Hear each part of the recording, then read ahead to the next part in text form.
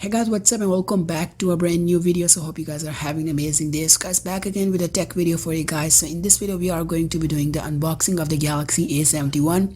So this one is in prism black color with 8GB of RAM and 128GB of storage. To be honest, I got this smartphone I think almost 2 weeks ago, but due to what's really happening in the world, I wasn't really having the energy to make this video. I was just being lazy, to be honest. But it's good I got a lot of time with the smartphone, and now I'm going to make a separate video on things I like about the A71 and things I don't like. So as you can see, the box is very similar as compared to the old A series, but one thing that is different is that there is no specification printed on back of the box, which to be honest does give it a very clean look. So opening up the box, the first thing you need to take a look at is another box which is on the right hand side. So this will contain the manual for the smartphone as well as the case. To be honest, I think Huawei started this trend of offering a case for this smartphone, and now almost all A series smartphones are coming with a silicone case. The quality of the silicone case is quite nice, and the good thing is it's transparent, so you can really see the original color of the smartphone. So getting back to the original box of the phone, as you can see here we have the Galaxy A71. So right now we do have to put it aside and we need to take a quick look inside the box. So the first thing that comes ahead is the charging adapter. Now as you can see, this charging adapter is a lot different as compared to the other adapters which are being offered on the old A series, because now this one is type C.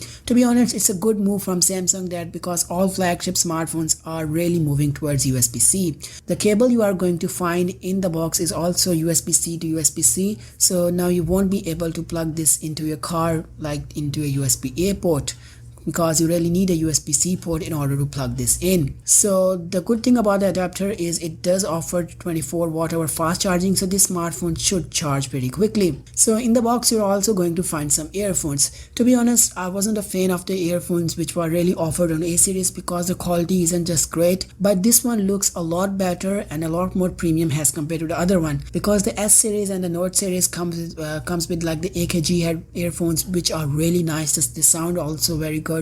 But for the A series they were like really cheap ones, but in this one, in the Galaxy A71 box, the earphones does seem a bit better as compared to the old ones. So I think I should give credit for Samsung for improving the quality of the earphones. So guys, I think we are done with the box. Now let's talk about the Galaxy A71 itself. So on the front head side you are going to find a 6.7-inch Super AMOLED display.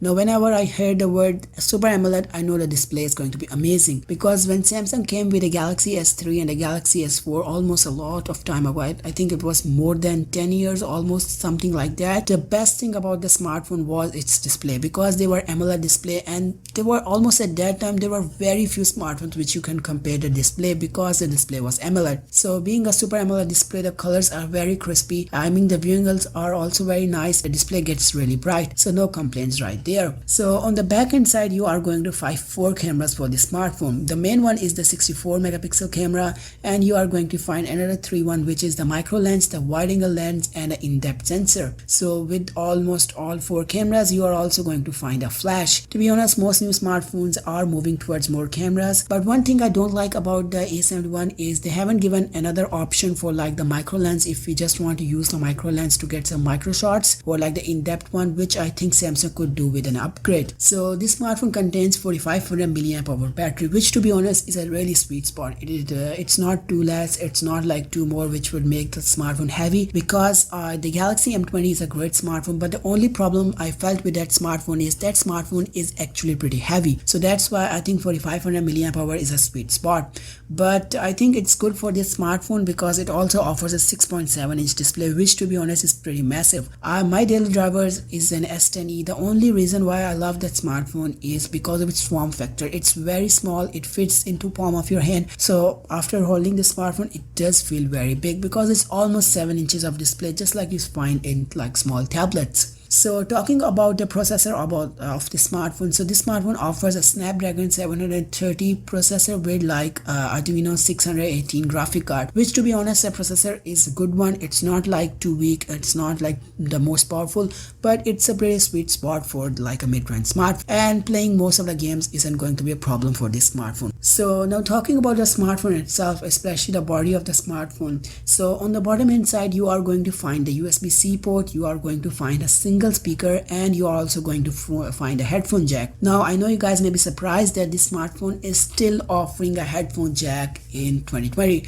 which I think is an option to love, because I'm a fan of a headphone jack because it's very easy to plug any type of earphones into your smartphone. So I think I would give a big credit to Samsung for keeping the headphone jack in the Galaxy A71. So on the left hand side you are going to find a place to put your SIM card and memory card in, and on the top hand side you are going to find the second mic of the smartphone, and on the right hand side you are going to find the power keys as well as the volume up and volume down keys. The A series come with like a different pattern for these buttons. All of the buttons are almost on the right side, as compared to like the S series, which has the power key on the right side and a volume up and a volume down and a Bixby key on the left hand side. I think it's different, but to be honest, because I'm using the Galaxy S series more, so I'm really used to having the volume keys on the left hand side. So on the front hand side you are going to see a front facing shooter, and now to be honest I really love the notch. It's quite small. If there's a notch, I think this one is a lot better as compared to other one, because it's just a small hole. It's in the middle, to be honest. You can feel it a lot more as compared to like in the S series, because on the S series it's on the right hand side in the S10, and to be honest in the S10 and the S10e it doesn't seem a lot because it's quite small, but on the middle you can definitely see it, but it's a lot better as compared to like the V type notch or many other notches we are seeing on like mid-range smartphones. So getting to the back side of the smartphone, so this smartphone has a really good back. To be honest, it's made out of plastic, it's in prism black color, but when you first hold the smartphone it does give that premium smartphone feeling, like it's made of glass or something like that. I don't know much about whatever material they have used on the back end side, but I can assure you one thing, that it feels pretty premium. So I think that pretty much wraps this video up. So definitely if you guys want to see a complete review or just comparison between this smartphone and the Galaxy S10, then definitely let me know in the comment section.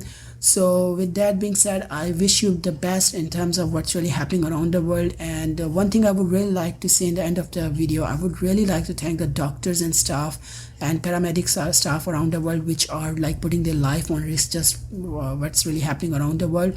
So a big thumbs up for all of those people, and I would really like to thank them from bottom of my heart, because they are really the frontline soldier right now. And be safe and goodbye.